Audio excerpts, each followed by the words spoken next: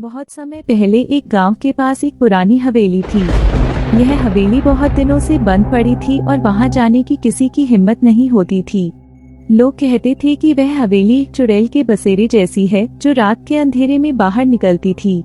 गांव में एक साहसी युवक था, उसका नाम अरुण था। उसने सुना कि हवेली में एक खोई हुई लड़की की आत्मा बसी है। अरुण ने तय किया कि वह एक रात उस हवेली में जाऊंगा और सच पता करूंगा।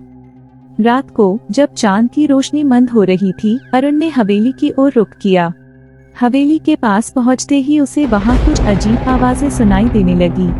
वह आगे बढ़ता गया और अचानक अंदर से एक औरत की कराहने की आवाज सुनाई दी। अरुण ने अपने साहस को इकट्ठा किया और हवेली के अंदर दाखिल हुआ। जैसे ही वह अंदर गया, उसे एक अजीब सी ठंडी हवा महसूस हुई। कुछ देर बाद हवेली के कोने से एक महिला की आकृति सामने आई जो सफेद साड़ी पहने हुई थी और उसकी आंखें लाल थीं। अरुण ने सोचा कि यह वही चुड़ैल है जिसकी लोग बात करते थे। चुड़ैल ने अरुण से कहा, तुमने इस हवेली में कदम रखा है, अब तुम्हें इसकी कीमत चुकानी होगी। लेकिन अरुण डरने के बजाय उसने पूछा, तुम कौन हो? क्या तुम जानती हो कि तुम्हारी आत्मा को शांति मिल सकती है? चुड़ैल ने दुखी होते हुए कहा, मैं एक बार इस हवेली में एक निर्दोष लड़की थी जिसे गांव वालों ने झूठे आरोपों में फंसाकर मारा था।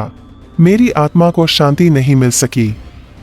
अगली सुबह अरुण ने गांव वालों को सच बताया और सभी ने मिलकर हवेली की सफाई की और चुड़ैल की आत्मा को शांति प्रदान की।